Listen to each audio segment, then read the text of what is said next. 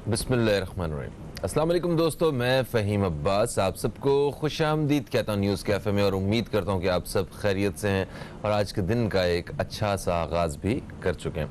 आज हम अपने प्रोग्राम में न्यूज़ कैफ़े में बात करेंगे मौजूदा सियासी सूरत हाल के हवाले से कि इस वक्त क्या पिछले 24 घंटे में क्या क्या अपडेट हुई है, और वज़ीर-ए-आज़म पाकिस्तान का जो दौरा कराची है, जो कल वो कराची में तशरीफ़ ला रहे हैं और एक बड़े पैकेज के साथ आ रहे हैं। बहुत सारे लोग उम्मीदें भी लगाए रखे हुए हैं, तो उस पैकेज में क्या है और क्या इस बार आवाम की जो उम्मीदें हैं वो पूरी हो सकेंगी, क्या इस बार जो किए गए वादे किए जाएंगे वो वफा होंगे, इस हवाले से बात हो रही है। आर्मी चीफ वो 2 रोज़ा दौरे पे कराची आ चुके हैं और उन्होंने जैसा कहा कि कोई भी शहर इतनी बड़ी कुदरती आफत को बर्दाश्त नहीं कर सकता, और इस बात में सदाकत भी है कि जितनी बारिशें हुई हैं, जो एक कुदरती आफत की तरह जो बारिश हुई है, उसको बर्दाश्त करना किसी भी मतलब एक आम शहर की बात नहीं है। और कराची में तो वैसे भी निकासी के हिसाब से और इंफ्रास्ट्रक्चर के हिसाब से बहुत सारी कमियां थी। आर्मी चीफ का कहना यह है कि ये कुदरती आफत ने हमें मौका दिया है कि हम इस शहर के निज़ाम को, इसके पूरे स्ट्रक्चर को हम बेहतर कर सकें, और इसी की बेहतरी का सिलसिला जो है वो भी शुरू हो चुका है। क्योंकि पानी के निकलने का जो निकासी का जो सबसे बड़ा मसला है, उसको हल करने के लिए नालों की सफाई ये एक सबसे एक बड़ा काम है, और नालों की सफाई तब मुमकिन है जब उनकी जो एक्चुअल साइज़ है उसको बहाल किया जाएगा, और वो तब होगा जब गैर कानूनी तजावुज़ात ख़त्म होंगी। हुक्म दे दिया गया है अदलिया की जानिब से कि 3 मरहलों में जितनी भी तजावुज़ात हुई हैं इनको ख़त्म किया जाए, और जैसे ही ये ऑर्डर जारी किया गया, मकीन जो हैं, जो ऐसी आबादियां हैं जो नालों के किनारों पे आबाद हैं, उन्होंने भी एहतजाज करना शुरू कर दिया है।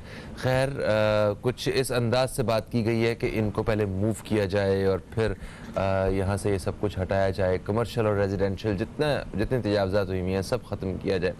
इस हवाले से आज हमने अपने प्रोग्राम में बात करनी है, तफसील से आज हम बात करेंगे। मैं तारुफ करवाता चलूँ कि मेरे साथ स्टूडियो में कौन मेहमान मौजूद है। मेरे साथ स्टूडियो में मौजूद हैं, ये बेसिकली एक तजियाकार हैं, एजुकेशनिस्ट हैं और सियासत से भी गहरा ताल्लुक़ है इनका, जनाब मोहतरमा मुसरत नियाज़ी साहिबा। आपको हम खुश आमदीद कहते हैं। अस्सलाम वालेकुम, कैसी हैं? वालेकुम अस्सलाम, अल्हम्दुलिल्लाह बिल्कुल ठीक ठाक। आपके यहाँ तो पानी नहीं आया होगा? नहीं, मलीर कैंट बच गया? नहीं, बिल्कुल बच गया। आपका कंटोनमेंट ना बचा, हमारा बच गया। जी हाँ, जी हाँ, जी हाँ, बिल्कुल सही। एक वक्फा ले लेते, छोटा सा वक्फे से वापस आते हैं ना, तो फिर जरा तफसील से बात करेंगे हम इसी हवाले से। कहीं मत जाइए, अब तक देखते रहिए न्यूज़ कैफे, देखते रहिए।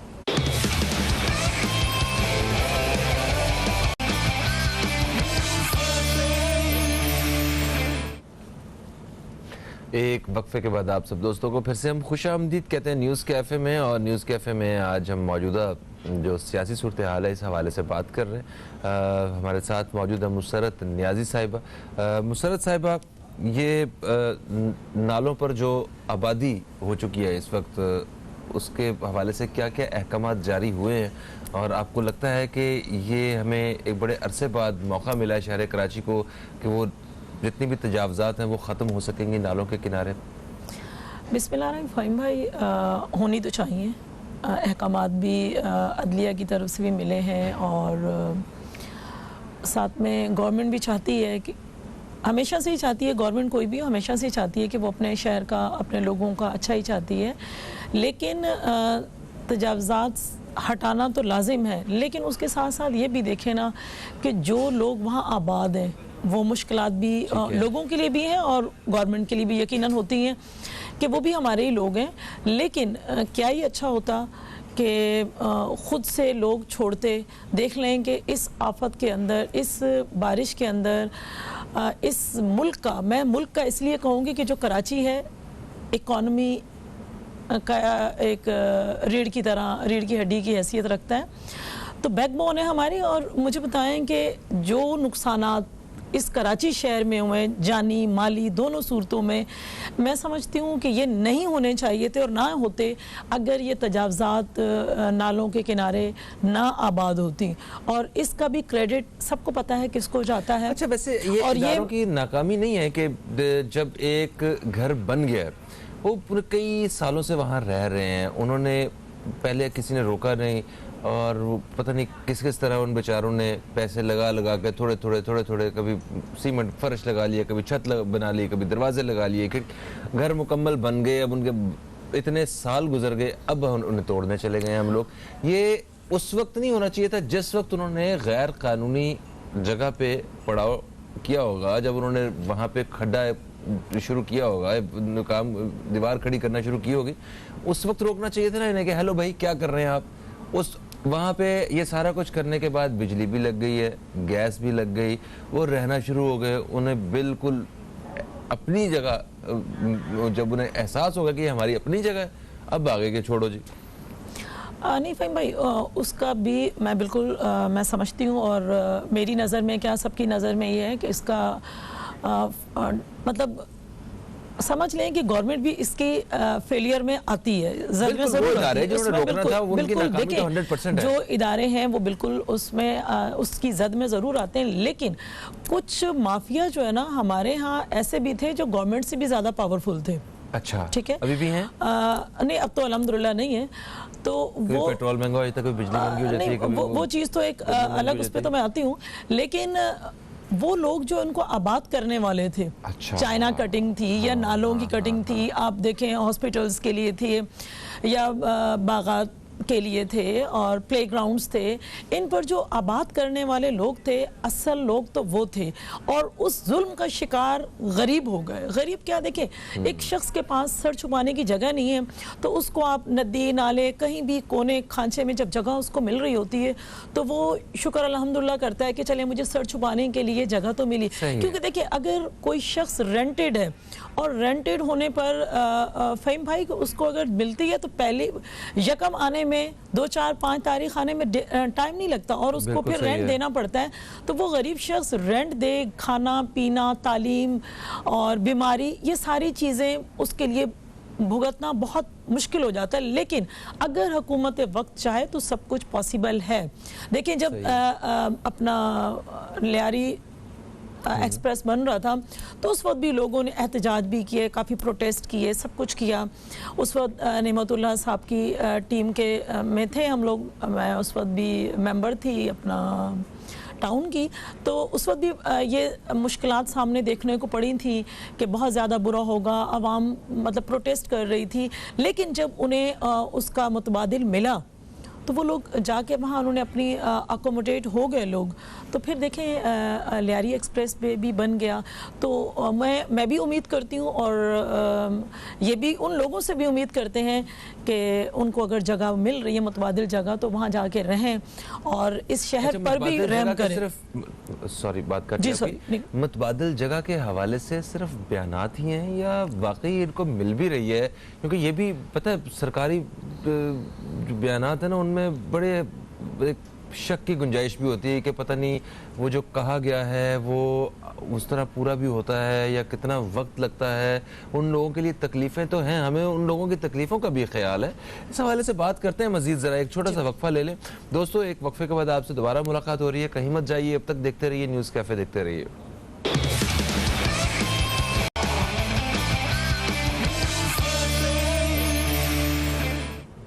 वेलकम बैक, आप देख रहे हैं न्यूज़ कैफ़े, मैं हूं फ़हीम अब्बास और मुसरत नियाज़ी साहिबा हमारे साथ आज स्टूडियो में मौजूद हैं जिनसे हम बात कर रहे हैं जो ताज़ा तरीन जो ख़बरें इस वक्त जो सामने आई हैं हमारे के शहर कराची की निकासी के निज़ाम को बेहतर करने के लिए नालों के जो इर्द गिर्द जितनी भी तजावज़ात हैं उनको ख़त्म किया जाए।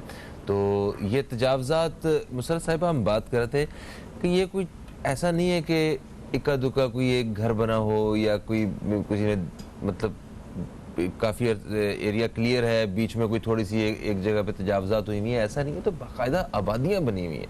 तो इन लोगों को यहाँ से मूव करवाना, यहाँ से मतलब उन लोगों को हटाना ये कोई मामूली काम नहीं है, ये एक बहुत बड़ा काम है। बहुत सारे लोगों के घर ख़राब हो रहे हैं, बर्बाद हो रहे हैं। तो आपको लगता है कि ये हो जाएगा सारा कुछ और कुछ ना कुछ इन लोगों के लिए भी बेहतर फैसला किया जाएगा? फ़हीम भाई बिल्कुल होगा, इंशाल्लाह होगा। देखें एक वो वक्त भी था कि जब इस शहर कराची में हमें बोरी बंद लाशें मिला करती थी और एक दिन के अंदर 20-20, 25-25 लोगों का कत्ल हो जाना, तो ये सब लूट मार डकैती ये सब कुछ शहर में जो दंगा मुश्ती थी वो भी सबके सामने थी और वो कभी मैं समझती हूँ कि कोई भी शहरी भूल नहीं सकता। तो जब इस शहर में अल्लाह पाक ने अमन दिया और ज़ाहिरी बात है एक गवर्नमेंट के थ्रू ही ये अमन आया, जी। तो अभी भी वही गवर्नमेंट इक़्तिदार में है।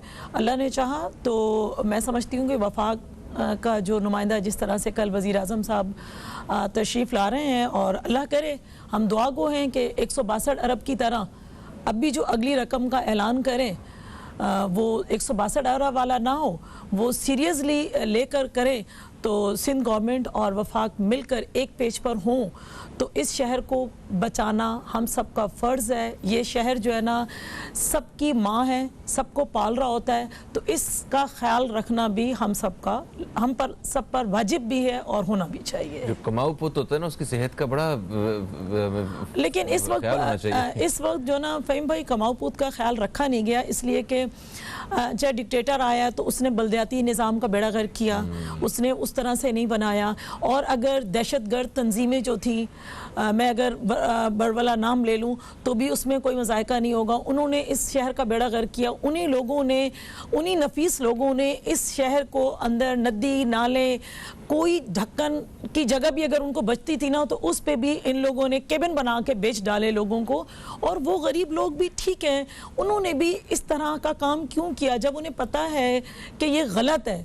देखिए गलत को गलत की नज़र से देखें तो आज भी वो आताब में ना हो। मेरी दिली हमदर्दियाँ उनके साथ हैं, सब लोगों के साथ, लेकिन जो गैर कानूनी काम है वो गैर कानूनी है। आपके हाथ में ये कलम है ना, ये पेन आपका है फ़हीम, तो आपका ये मेरा नहीं हो सकता। मैं आपसे छीन तो सकती हूँ वक्ती तौर पर, लेकिन जब भी क्लेम करेंगे तो वो चीज़ आप ही की होगी, तो वो चीज़ आपको ही मिलनी चाहिए। ये शहर है हमारा है, हम सबको मिलकर इसके लिए सोचना है। जब ये शहर हमारे सोच रहा होता है, ये ना करें कि जो शख्स आता है उस बहती गंगा में हाथ धोता है और चल पड़ता है। इसको रोकना चाहिए, इसको कंट्रोल होना चाहिए और इस शहर पर रहम करना चाहिए। सही है। अच्छा, आपको नहीं लगता कि वो कुछ ऐसी ताकतें हैं जिन्होंने इन लोगों को यहाँ पे आने के लिए अलाउ किया या जिनसे कुछ मुकमका करके पैसे वगैरह लेके वो इदारे या वो लोग भी इंडिविजुअल भी जिन्होंने उनको वहाँ पे रहने की इजाज़त दी उस वक्त, तो उन लोगों का भी इस वक्त गिरबान पकड़ना चाहिए? मतलब देखें ना, उनका बहुत बड़ा कंट्रीब्यूशन है, उनकी बिल्कुल कंट्रीब्यूशन है, उनका कसूर है इसमें। और वो अगर सिर्फ गरीब आदमी मुतासिर हो जाए और जिन लोगों ने उन्हें बिठाया था लाके यहाँ पे उन्हें कुछ भी ना कहा जाए तो ये बहुत बड़ी ज्यादती होगी। देखिए फ़हीम भाई बिल्कुल ज्यादती होगी कि देखिए अगर जो शख्स जिसने घर बनाए हैं उसने तो अपनी तमाम जमा पूंजी उस पर लगा दी, ठीक है, प्लस जिन्होंने कमा लिया, जिन्होंने उनको बेच डाली वो जगह, गैर कानूनी जगह दी, उनको अलाट कर दी, और इसलिए कि उस वक्त वो बेताज बादशाह थे। देखिए वो उनके अंदर इतनी बड़ी दहशतगर्द MQM थी, इसलिए MQM दहशतगर्द थी और डिक्लेयर भी किया गया क्योंकि जब हमारे यहाँ चीफ जस्टिस ऑफ पाकिस्तान आते हैं एयरपोर्ट पे, हाँ। तो एयरपोर्ट से आप उन्हें बाहर नहीं निकलने देते। और अब ये वो नफीस लोग जो वजीर आज़म साहब के अलायंस में हैं, उनके नफीस लोग जो हैं, यही वजीर आज़म जब वो नहीं थे, PTI के चेयरमैन थे, जब ये एयरपोर्ट पर आते थे तो इन्हें भी एयरपोर्ट से बाहर नहीं जाने दिया जाता था। उसकी रीजन दहशतगर्द जमात कह रही है, मैं बिल्कुल कह रही हूँ, मैं उसकी रीजन देखें, मैं उसकी रीजन ये है कि अगर दहशतगर्दी ना होती तो ये जैसे लोगों को बसाया गया है, इन गरीब लोगों को सिर्फ उनको यूज करने के लिए कि हम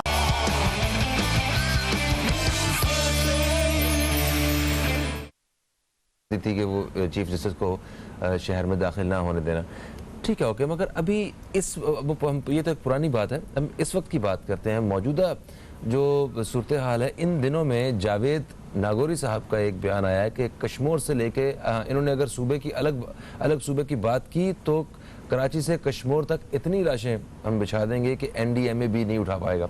मुझे एक बात बताएं, एक जिम्मेदार सियासतदान होशो हवास में ऐसा बयान दे सकता है?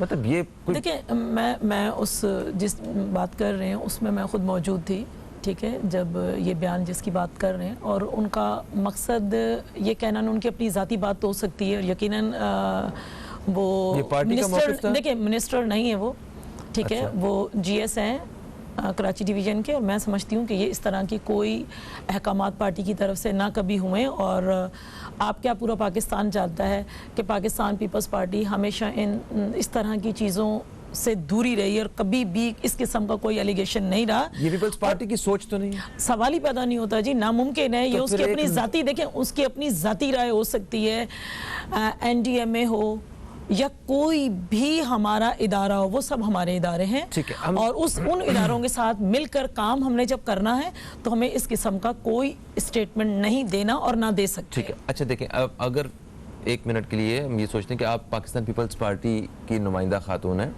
और या पाकिस्तान पीपल्स पार्टी से आपका ताल्लुक़ है, लोग आपको एक सियासतदान के तौर पे अगर जानते हैं, तो आप कोई इतनी आज़ादी से कोई ऐसा बयान गैर जिम्मेदारी से दे सकते हैं? देखिए, मैंने कहा ना कि अगर इस किस्म का कोई बयान है तो उसकी सख्ती से बाज़पोर्ट भी की जाती है और की गई है। और अच्छा, की गई है? जी बिल्कुल, सवाल ही पैदा नहीं होता। मैंने कहा तमाम इदारे हमारे हैं, अगर ऐसी बात ना होती तो CM ने भी कहा और बिलावल साहब ने भी कहा कि आप हमारे वज़ीर आज़म हैं, आप कदम बढ़ाएं, हम आपका साथ देंगे। और अब वज़ीर आज़म साहब अगर आ रहे हैं तो इन सब ने कहा है कि हम एक पेज पे बैठकर फैसले करेंगे और काम करने के लिए तैयार हैं। देखिए, चाहे सियासी लोग हों, समाजी लोग हों या कोई भी इदारे हो, ये सब किसी भी सेक्टर के हों, किसी भी जगह के हों, वो सब हमारे अपने हैं। देखिए, ज़ातियाती इख्तलाफात नहीं होता, ठीक है, कोई ज़ाती इख्तलाफ किसी से नहीं हो सकता, नजरियाती तो हो सकता है, और नजरियाती इख्तलाफ का हक हर एक को हासिल है। तो उस चीज़ में बिल्कुल भी मैं कहती हूँ कि नहीं होना चाहिए। मेरी अपनी ज़ाती राय भी यही है और तमाम पॉलिटिकल पार्टीज़ की भी यही राय होती है कि किसी भी इदारे के ख़िलाफ़, जो हमारे इदारे हैं उनके ख़िलाफ़ नहीं होना चाहिए। और लाशें बिछाने वाले या बिछाने वाले या करने वाले हम कौन होते हैं? बिल्कुल सही होगा। Thank you so much Musarrat Niazi साहिबा, आप तशरीफ़ लाई और हमने इस हालात हाज़रा के हवाले से बड़ी एक अच्छी तफसील से गुफ्तगू की। बहुत शुक्रिया वक्त देने का, बड़ा शुक्रिया। दोस्तों, एक वक्फे का वक्त जो है वो फिर से आन पहुंचा है और वक्फे के बाद जब हम वापस आएंगे तो हमारे साथ एक और मेहमान भी, मुअज़्ज़ज़ मेहमान मौजूद होंगे जिनसे हम इसी हवाले से मज़ीद बात करेंगे। कहीं मत जाइए, अब तक देखते रहिए न्यूज़ कैफ़े, देखते रहिए।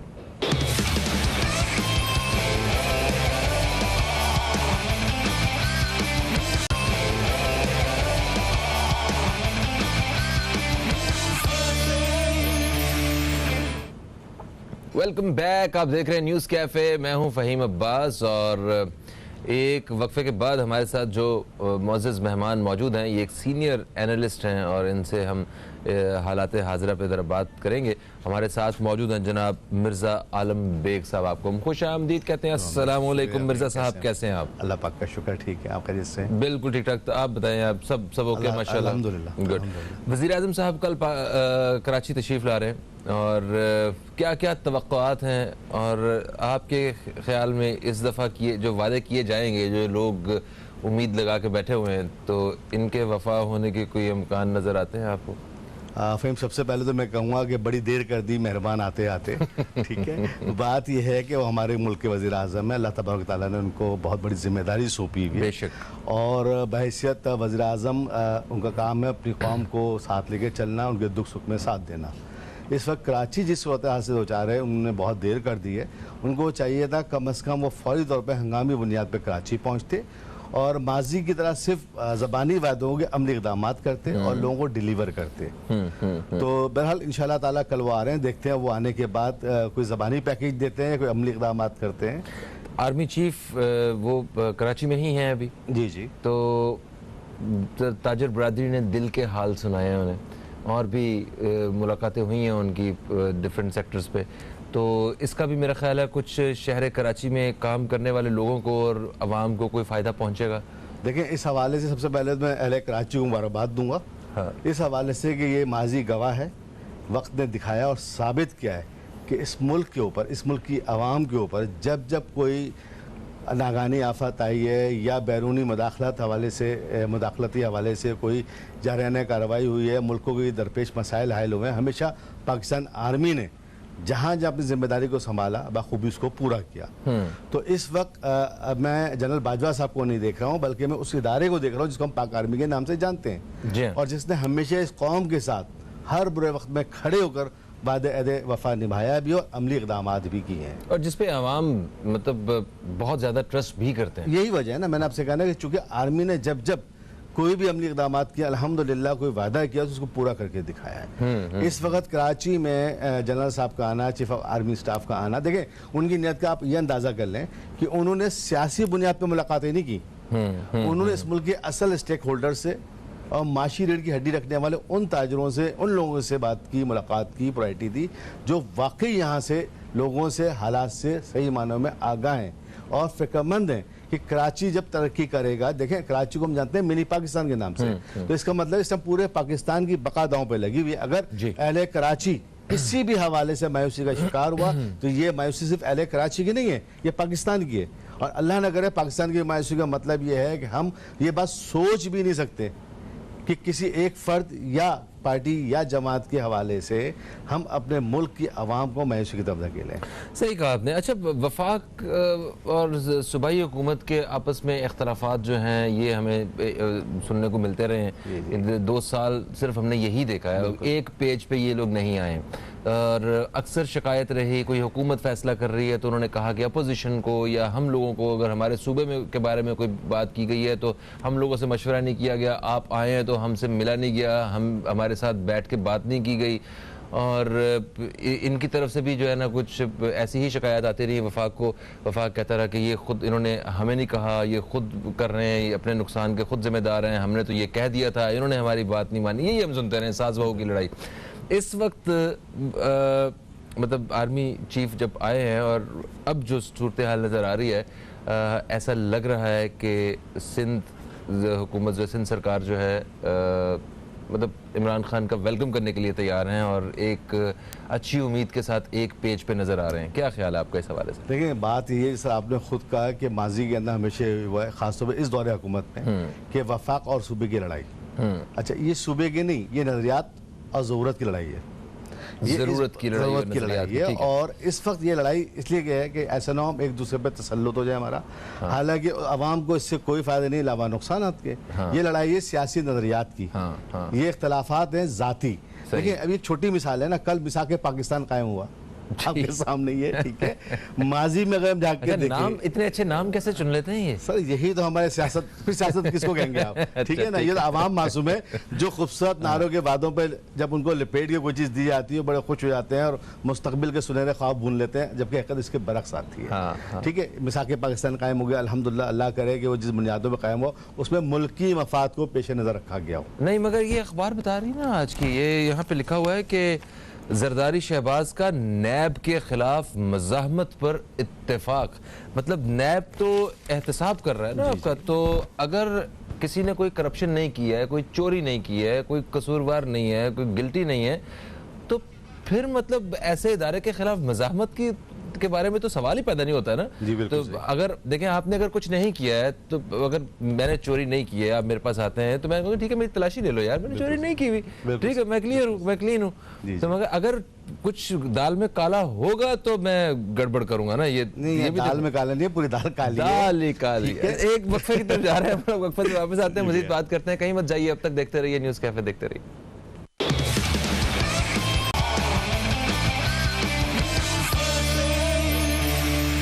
वेलकम बैक, आप देख रहे हैं न्यूज़ कैफे। मिर्ज़ा आलम बेग साहब हमारे साथ मौजूद हैं और हम मौजूदा सियासी सूरत हाल के हवाले से बात कर रहे हैं। सर, सुप्रीम कोर्ट ने अहकामात जारी किए हैं कि कराची के नालों के गिर्द जो है वो ऑपरेशन शुरू किया जाए। बहुत अच्छा फ़ैसला है अगर सिर्फ निकासी के हिसाब से देखा जाए, शहर कराची के बारे में देखा जाए कि ठीक है इन नालों की वजह से बड़ा नुकसान उठाया लोगों ने, पानी यहाँ से ना गुजरना, वो शहरी या रहायशी आबादियों में पानी आ जाना, लोगों के घरों में पानी आ जाना। हमने देखा कि कोई 1-1, 2-2 फुट, 4-4 फुट की बात नहीं है, कई जगह पे 8-8 और 10-10 फुट पानी भी कराची में देखा गया। इससे तो छुटकारा मिल सकता है अगर ये ऑपरेशन सही तरह से हो जाए, मगर वो लोग जो वहाँ पे आबाद हैं, जिनको आबाद होने दिया गया, उनको जो जितनी भी बिजली गैस की सहूलियात जो है फराहम की गई है ना, तो कई साल दहाइयाँ गुजर गए, नस्ल उनकी नस्ल बढ़ गई, और अब अचानक उन लोगों को चलो भी उठो यहाँ से। और वो ऐसा नहीं है कि वो कोई बड़े सेटल्ड और कोई बेहतर, वो वैसे ही बेचारे गरीब तबका है, पता नहीं किस तरह मेहनत मजदूरी करके अपना गुजारा करते होंगे। अब उन लोगों को यहाँ से निकालना, मैं ये नहीं कह रहा कि उनको नहीं निकालना चाहिए, निकालना चाहिए, और अदालत ने भी यही कहा है कि इनका कोई ना कोई बंदोबस्त और किया जाए, इनको मुंतकिल किया जाए और फिर सारे मामला। आपको लगता है कि इतना इजी टास्क है ये कि इनको बड़े सेफ तरीके से दूसरी जगह मूव कर लिया जाएगा, ये लोग खुद कहेंगे ठीक है हमारा घर तोड़ दें आप, और ऐसा हो सकता है? देखिए, सबसे पहले तो मैं समझता हूँ सुप्रीम कोर्ट ने वाकई बहुत अच्छा, बहुत बड़ा फैसला किया है, लेकिन फैसलों की दो रुख होते हैं। एक खाली फैसला कर देना होता है, दूसरा उसका अमल दरामद। अमल दरामद में अगर हम कोई ऐसा फैसला करना चाह रहे हैं जहाँ पे गैर जानदार अशिया चीज़ें मौजूद हैं, मूवेबल हैं, उनको मूव कर दिया जाता है। सही है। लेकिन हम जिस फैसले की बात कर रहे हैं वहाँ पे जीते जागते लोग आबाद हैं, और एक फ़र्द नहीं, कई खानदान है, कई हज़ार खानदान है। जी 12 किलोमीटर तकरीबन गुजर नाला है जिस पे हज़ारों की आबादी है। इसकी छोटी मिसाल ये है कि माजी के अंदर एक ज़माने पे यहाँ पे तजावज़ात हटाई गई थी। मज़े की बात यह है कि अगर उस वक्त फॉर एग्ज़ाम्पल 100 घर थे ना, तो वहाँ आज 5000 घर हैं। क्यों कि हुआ ये, जिन लोगों को हटाया गया ना वो उस वक्त वक्ती तौर पे हट गए। अब वो वहाँ पे एक खानदान आबाद था, सपोज 1000 गज पे, 200 गज पे, 60 गज पे। अब उसने अपनी सेफ साइड के लिए वो लॉस बेयर करने के लिए उसमें 2 टुकड़े कर दिए कि यार मैं हूँ फ़हीम साहब, आप भी आ जाइए, जो मेरा लॉस हुआ था तो 1,50,000 का 2 लाख आप मुझे दे दीजिए, आप भी आबाद हो जाइए। वो अफराद दर अफराद बढ़ते चले गए, वो ख़ानदान बढ़ते चले गए। अब सवाल ये पैदा है इस मुल्क का एक नाला, सिर्फ गुजर नाला, जी सिर्फ गुजर नाले की बात कर रहा हूँ सर। यहाँ पे इस वक्त तकरीबन शहर के अंदर 27 नाले ऑन रिकॉर्ड हैं, ठीक है, जिनकी डेप्थ और वर्थ जो है चौड़ाई बहुत अलग है। जहाँ पे ज़रूरत है 10 फुट की, वहाँ 2 फुट रह गए। बेसिकली अब सुप्रीम कोर्ट ने कहा 30-30 फुट तजावज़ात हटा दी जाए दूर। अभी भी मुकम्मल तौर पे हटाने के बाद नहीं 30 फुट अच्छा कहा गया है, ठीक है, उससे गुजारा हो जाएगा, उससे गुजारा हो जाएगा, सफाई सुथराई का ख्याल रखा। लेकिन देखिए बात यह है कि जैसे मैंने कहा ना, माजी में हटा दिए गए, उसके बाद आबादी बढ़ती चली गई, तो कहाँ हैं वो इदारे, कहाँ हैं वो लोग, चाहे वो सियासी बुनियाद पे हो या फिर इंतजामिया की बुनियाद पर। ये रातों रात तो आबादियां नहीं बनती, रातों रात तजावज़ात नहीं कायम होती। तो मेरे ख्याल था सुप्रीम कोर्ट के इस ऑर्डर के अंदर एक अमेंडमेंट साथ में और करनी चाहिए थी कि उन लोगों का, उन इदारों का तयन किया जाता। और यकीन करें, मैं तो यहाँ तक कहने को तैयार हूँ कि अवामी मफाद में उनको चौक पर लटका दिया जाए, उनको इबरत का नमूना बनाया जाए, क्योंकि उन्होंने इस तरीके से सिर्फ ये आबादी नहीं देखें, आप इसके पीछे उन अवामिल को देखें। कहीं पे सियासी बुनियाद पे आबादियां बढ़ाई गई, चूंकि बैंक बोर्ड बढ़ाना था तो वो खामोश हो गए, कहीं माली मफादात वाबस्ता थे, तो इसका मतलब है कहीं न कहीं वो शरीक जुर्म हुए ना, तो उनका तयन क्यों नहीं किया जा रहा। बात यह कि अगर आज मुझे आप एक सीट पे बिठा दें, मुझे इस बात का खौफ होगा जी मैं सीट पे बैठा हूँ ना, मुझे अपना टाइम निकालना है, ठीक है, अब मैं टाइम निकालते वक्त सही और दुरुस्त का फैसला नहीं करूंगा, क्योंकि मुझ पर कोई चेक एंड बैलेंस ही नहीं है। उसके बाद मैंने 10 साल अपनी जॉब के पूरे किए, मैं तो मजे कर गया, अपनी पूरी फैमिली को बाहर लेके शिफ्ट हो गया, ठीक हो गया। अब पीछे वाले भुगतते रहेंगे, उनको भी पता है मैंने अपने 10 साल पूरे करने हैं, 20 साल पूरे करने हैं। जैसे सियासी जमात के हवाले से आप देख लें, 5 साल दौरे हुकूमत, यार 5 साल दौरे हुकूमत है, वो तुम्हारे बाप दादा की जागीर नहीं देती कि तुमको मुल्क नाम में लिख दिया गया, लूटो कमाओ और 5 साल में जो कर सकते, जो करना है करो, कोई चेक एंड बैलेंस नहीं है। आप देखें जो हुकूमत आती है अवाम से मांग रही होती है, बजाय अवाम को देने के। कई फंड इस वक्त कायम हुए, हुकूमत ने अवाम से पिछले रिकॉर्ड तोड़ दिए हैं मांगने के, बहुत ज्यादा। मैं उसी तरफ आ रहा हूँ। बात यह है कि अवाम से आप मांग रहे हो अपने मसाइल कम करने के लिए, अवाम को डिलीवर क्या कर रहे हो? कुछ भी नहीं। छोटी मिसाल है कि आपके 2 नुमाइंदे जाते हैं, वर्ल्ड बैंक से एक मुआहदा करके आ जाते हैं, अरबों खरबों रुपए का आप उनसे लोन ले लेते हैं, अदायगी क्या आपकी जेब से हो रही है? आप उस खजाने से कर रहे हो जिसको अवाम भर रही है, और अवाम को कहीं शरीक नहीं किया जाता। मगर वक्त पे इस मेरा ख्याल है कि इस हुकूमत ने इक़्तिसाद वगैरह जो है वो जमा करवाई हैं सारी। सर एक साथ मेरी और आपसे लेके जमा करें, लेकिन किस शर्तों पे लिया गया आप ये भी तो देखें ना। बात तो सही। बात ये मुझे देना उसके बगैर गुजारा था हमारा। सर गुजारिश नहीं था कि बात ये कि हमारे ख्वाहिशें लामहदूद है ना, और सबसे बड़ी बात नहीं तो ये तो बुनियादी जरूरियात के लिए बुनियादी जरूरियात को पूरा करने वाला कर्जा था या ख्वाहिशात पूरी करने वाला था ना। आप बताएं, अगर हम मौजूदा हुकूमत की बात करें 2 साल हो गए, तो हमको क्या डिलीवर हुआ? नहीं, वो मुझे बताएं कि ऐसी वो कौन सी ख्वाहिशात थी जिनकी वजह से उन्होंने कहा कि IMF से कर्जा ले लेते हैं, जबकि इमरान खान साहब सख्त खिलाफ थे कर्जा लेने के। सर इमरान खान साहब की तो बात अगर हम करेंगे, बहुत सी चीजों में सख्त खिलाफ थे। आज वो तमाम मामला इस मुल्क में हो रहे हैं ना। एक चीज के हम भी बहुत खिलाफ हैं, चलती बात में जब ब्रेक आ जाती है, मगर क्या करें। तो ब्रेक के बाद मिल रहे हैं जनाब, कहीं मत जाइए, अब तक देखते रहिए न्यूज़ कैफे, देखते रहिए।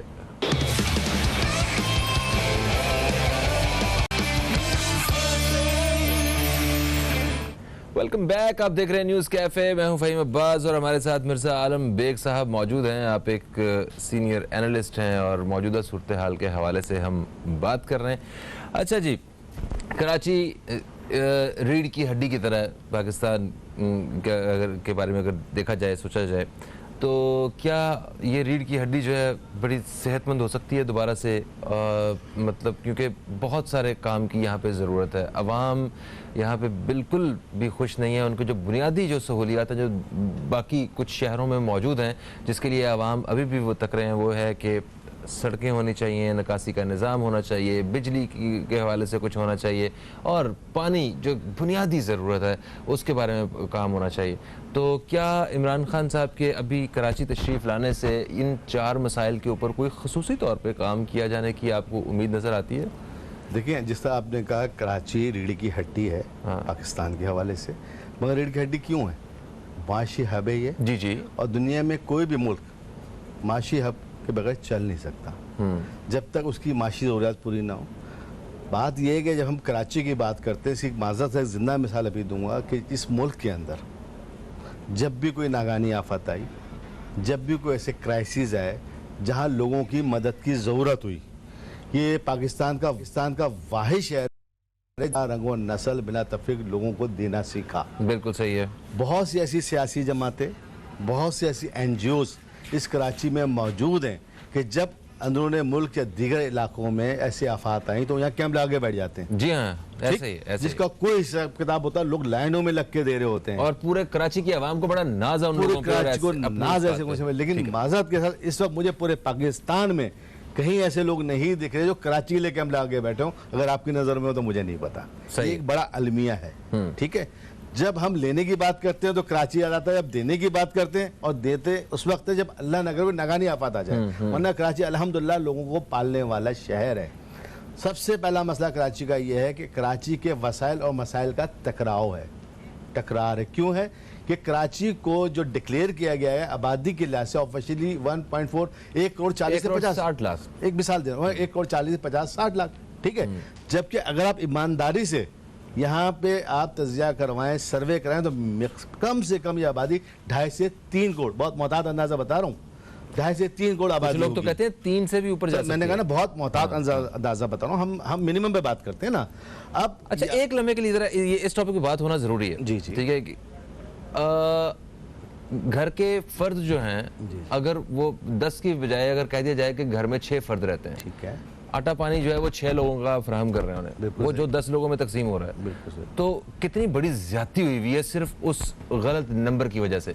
तो अगर ये मर्दमशुमारी के अदादोशुमार पे सबको ही शक है, क्योंकि मुझे याद है कि जब ये अदादोशुमार सामने आए थे इस मर्दमशुमारी के बाद, तो उस वक्त बहुत सारे सियासतदान जो है उन्होंने इसके ऊपर जो है ना आवाज उठाई थी। फैसल सब्जवारी साहब के एहतजाज किया था। तो आपको नहीं लगता कि ये कम से कम इस कराची की ही सही दोबारा से वो मर्दमशुमारी की जाए कोई आबादी के हवाले से? जब तक सही अदादोशुमार नहीं होंगे किस तरह हम हल की तरफ आ सकते हैं? जी फहीम, मेरी बात आपने खुद कह दी कि बात ये घर के अंदर जो लोग मौजूद हैं वो 10 हैं। हाँ। ठीक है, और आटा आ रहा है 5 आदमियों के लिए जी। ठीक है, पानी का जो आना है वो 4-5 आदमियों के लिए है।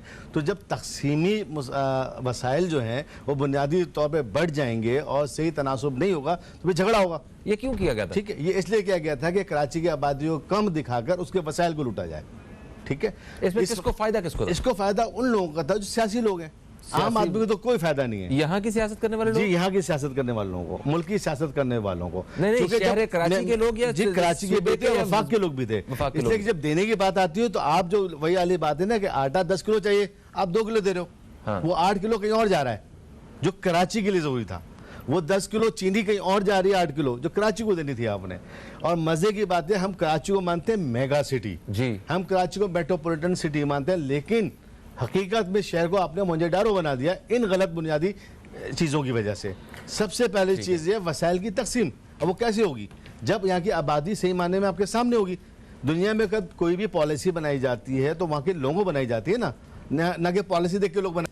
दुनिया का कोई भी कानून हो वो भी ऐसे ही चलता सर है। मुझे समझ नहीं आती कि हम इस मतलब गलत अदाद शुमार के साथ किस तरह इतने बड़े बड़े इश्यूज हल करने निकले हुए हैं। कभी हम बात करते हैं जनाब कि हम ये पाकिस्तान से पोलियो का खात्मा कर रहे हैं। जी, जी। आपके पास तो रिकॉर्ड ही 1,60,00,000 लोगों का है, आपने 3 करोड़ लोगों के घरों में कैसे जाके मतलब पोलियो खत्म, मतलब हर जगह पे ये रुकावट बन के आता है मसला। तो बिल्कुल इस आता है मसले सर, को हल किया जा सकता है क्या? बिल्कुल किया जा सकता है अगर आप देखिए विल की जरूरत है। अच्छा, बिल्कुल। बात यह है कि हमें विल होगी ना करने की, और हमें विल होगी इस बात की कि यार हम अपनी जिम्मेदारी को पूरा कर सकें ईमानदारी के साथ। अब अभी आप कह रहे थे खान साहब कल आ रहे हैं। खान साहब को सबसे पहले इस वक्त ये देखना है कि जो भी फैसला लेना है हंगामी बुनियाद पे लेना है, ईमानदारी की बुनियाद पे लेना है और कर गुजरने की बुनियाद पे लेना है। बातों की जरूरत में कुछ भी नहीं होगा। ठीक है। ये ना हो माजी की तरह जी हम प्राइम मिनिस्टर हाउस को लाइब्रेरी बना देंगे, गवर्नर हाउस को आवाम के लिए खोल देंगे। इन चीज़ों से कुछ हासिल नहीं हो कौम को वो दे जिसकी उसकी ज़रूरत हो। अब हम कराची की बात करते हैं, मसले हैं क्या? सबसे पहला मसला है ट्रांसपोर्टेशन का। एक अजधाम चला जा रहा है रोडों का। एक 80 साल बूढ़ा जो घर के अंदर दरवाजे बाहर नहीं निकल पाता सही से, वो रिक्शा लेके घूम रहा है। अपने साथ साथ 3 जानों को, 2 जानों को, 1 जान को भी दांव पे लगा के बैठा हुआ है। वो गाड़ी जिसको सबसे पहले बस वैगन को देखा आप जाके, ऐसी ऐसी बसें जो दूर से देख के लगता है खुदा न खास्ता अब गिरी, जब गिरी कोई हादसा होगा, वो रोडों पे चल रही है। तो वो कानून नाफिज करने वाले इदारे जिस बात से आपके सैकड़ों रुपए तनख्वाह अरबों रुपए लेते हैं, वो आंखें बंद किए बैठे हैं। अच्छा सर, करप्शन के साथ साथ ना वो मेरा ख्याल है कुछ माजी में भी ऐसे वाकयात होते रहे हैं कि जो नई बसेज आती रहीं, कुछ सियासी जमातें जो है ना वो अपने एहतजाज के चक्कर में उनको आग लगा के जला देते थे। मतलब एक प्राइवेट आदमी का ये भी बड़ा नुकसान होता है, इसलिए कोई मेरा ख्याल हाथ भी नहीं डालता रहा इसमें। और भी बहुत सी वजूहत हो सकती हैं। हम जरा शहर कराची के इसी तरह के मसाइल के हवाले से आपसे जिक्र जारी रखेंगे। एक छोटा सा वक्फा फिर से आ गया। एक वक्फे के बाद दोस्तों आपसे मुलाकात हो रही है, कहीं मत जाइए, अब तक देखते रहिए न्यूज़ कैफे, देखते रहिए।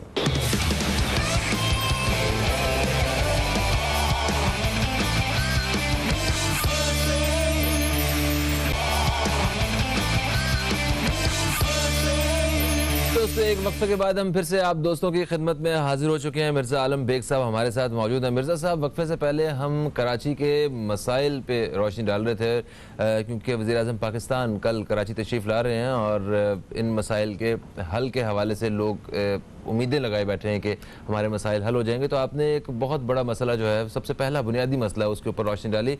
आपने कहा कि यहाँ पे कराची की जो आबादी है वो ही गलत बताई जाती है, अदाद शुमार ही इंतहाई गलत हैं और इन गलत अदाद शुमार के साथ आप सही मनसूबाबंदी भी जो है वो नहीं कर सकते हैं। तो आप इस हवाले से मैं चाहता हूँ मुकम्मल कीजिए। सबसे पहले वसाइल की मुनसिफाना तकसीम, ठीक है, बुनियादी ज़रूरत है। ठीक है। अब वसाइल की तकसीम कैसे होगी? जब आप उस तखमीने का, उस लागत का अंदाज़ा कर सकेंगे, ठीक है, कि कितनी किसको किस चीज़ की ज़रूरत है। हाँ। जब कराची की हम बात करते हैं तो देखें असल मसला आ यही रहा है कि आप जो भी प्लानिंग करते हैं वो करते हैं 1,60,00,000 की आबादी के तनासुब के हवाले से ऑन रिकॉर्ड जो है, लेकिन दर हकीकत यहाँ जरूरत है 3 से 4 करोड़ लोगों की आबादी के लिहाज से। ठीक है, ठीक। अगर कहीं इस पे तजाद पाया जाता है तो वो इदारे मौजूद हैं जो असर नौ या आके सर्वे कर सकते हैं और आबादी का सही तनासुब निकाल सकते हैं। तो पूरे पाकिस्तान की मरदमशुमारी दोबारा होगी या सिर्फ कराची का? देखिए बात यह है, कराची को आप मेगा सिटी कहते हैं ना, हाँ। तमाम वसाइल यहीं से आप लेते हैं, हाँ। और तमाम मसाइल आप यहाँ दे जाते हैं। ठीक है। कराची के अंदर अगर कल खान साहब आ रहे हैं, उनका काम है सबसे पहले मैं समझता हूँ यहाँ के स्टेक होल्डर्स को टाइम दें।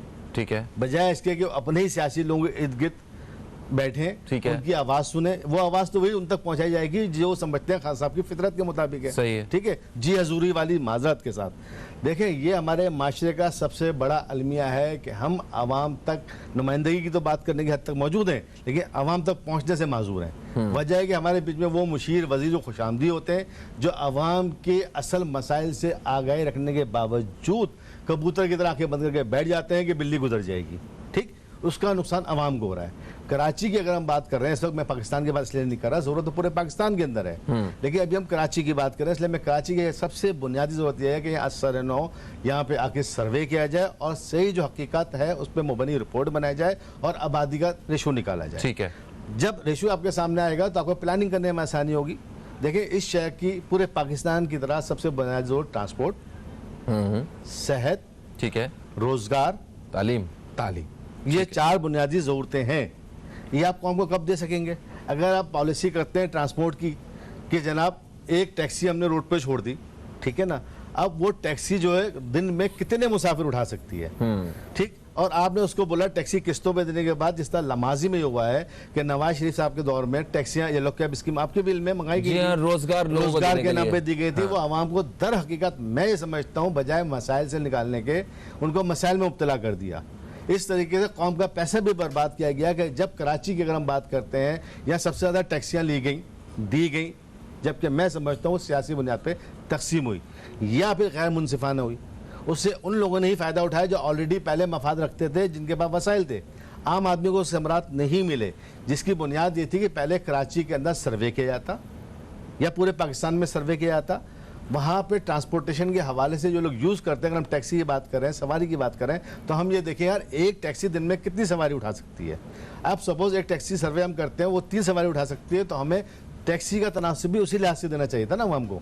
ठीक है, आपने क्या किया, शहर में ज़रूरत है एक गाड़ी की, आपने 6 गाड़ियाँ छोड़ दी और अब 5 गाड़ी के वाले वो सब मुसाफिर कहाँ से लाएंगे?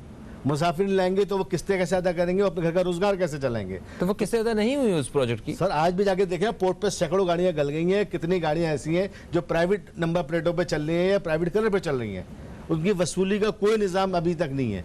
तो ये जो सरकार को जो इतना बड़ा नुकसान हुआ इस प्लानिंग से, इसी तरह का एक और प्लान भी अभी इस गवर्नमेंट ने भी किया है। इसमें लोगों को कर्जे देने के हवाले से बात की गई है कि लोगों को छोटे छोटे कर्जे दिए जाएंगे जिससे वो अपना कारोबार शुरू कर सके, काम शुरू कर सके। तो आपको लगता है कि ये आवाम के हक में एक बेहतर होगा सारा तरीकाकार? देखिए, कोई नई बात तो नहीं है ना, माजी में जितनी हुकूमतें आई उन्होंने लोगों को मोटिवेट करने के लिए अपनी पार्टी का या अपने नजरियात का मोरल हाई करने के लिए, लोगों को अपनी तरफ राग़िब करने के लिए ऐसी कई पुरकशी ऑफरें दी हैं। अच्छा, लेकिन अपने जाती अकाउंट से किसी ने किसी को कुछ नहीं दिया। ठीक है, ये सारा सरकारी पैसा था, चाहे वो बैंकों से दिया गया हो, चाहे वो बराह रास्त दिया गया हो। ठीक है, किसी भी फॉर्म से। बात ये थी, पैसा तो मेरा और आपका है ना यार। हाँ। टैक्सीज तो आवाम का है ना। हाँ। आप घर से तो नहीं लेके आते हो। सही है। आप देने के बादशाह बने हो, लेने की जिम्मेदारी नहीं लेते हो। ठीक है, इसकी वजह से नुकसान किसको हो रहा है? कौम को हो रहा है। हम कर्जा दर कर्जा लिए जा रहे हैं और कौम के सामने खुशफहमी का शिकार उनको रखा हुआ, बेचारों को सब कुछ अच्छा है। सही है। अच्छा, क्योंकि प्रोग्राम के पता भी नहीं चला किस तरह प्रोग्राम का वक्त अपने ख़त्म की तरफ आ गया, मुझे सिर्फ ये बताइए कि वज़ीर-ए-आज़म साहब को अगर आप कुछ कहना चाहें जो कल, क्योंकि वो तशरीफ़ ला रहे हैं और कराची के मसाइल के हल के हवाले से हम एक उम्मीद लगाए बैठे हैं, तो क्या आप उनसे जो है ना वो दरख्वास्त करना चाहेंगे? देखिए, मैं बहसे शहरी कराची के, मैं उनसे ये कहना चाहूँगा, सबसे पहले तो यहाँ के जो असल मसाइल हैं, जो लोग उनसे वाबस्ते हैं, उनसे मुलाकात रखें। आम आदमी से, कम से कम बिजनेसमैन। अच्छा, ठीक है। स्टेक होल्डर्स में ब्यूरोक्रेट्स भी आते हैं, टेक्नोक्रेट्स भी आते हैं, पार्टी के लोग भी आते हैं, जमात के लोग भी आते हैं, लेकिन उनके मफादात हैं। ठीक है, आम आदमी से मिले। ये हमारे नुमाइंदे हैं जो इस टाइम शहर के अंदर मेन हब को प्रमोट कर रहे हैं ना, वो बिजनेस कर रहा है, वो माशी बहरान से निकालने वाले वही लोग हैं। हाँ। उनको मौका दे, संजीदा लोगों से। सही है। उन लोगों से नहीं जो आपके पार्टी के, आपके नजरियात के हामी हो। आम आदमी को मौका दें और मुलाकात करने के बाद असल मसाइब को सामने रखते हुए फैसले सादर करें। सिर्फ फैसलों की हद तक न रखें, उस पर अमल दरामद भी करें। बिल्कुल। Thank you so much Mirza Alam Beg साहब। तफसीली हमने आज गुफ्तगू की कुछ पहलुओं पे हम उम्मीद करते हैं कि वज़ीर-ए-आज़म पाकिस्तान वो इस हवाले से जो है वो नज़रसानी ज़रूर करेंगे और हम अपील करते हैं वज़ीर-ए-आज़म पाकिस्तान से कि आप कराची तशरीफ़ ला रहे हैं और जितने भी वो इदारे हैं जिनसे आवाम को समरात पहुँचने होते हैं, उन इदारों को ईमानदारी से काम करना और ज़िम्मेदारी, उनको ज़िम्मेदारी जो है उनको सौंपने के हवाले से एक यकीन दिलाया जाए कि करप्शन का ख़ात्मा हो और लोगों को जो फ़ायदा है, जो ताकत का सही तकसीम है, वो लोगों तक जो है ताकत भी पहुँच सके।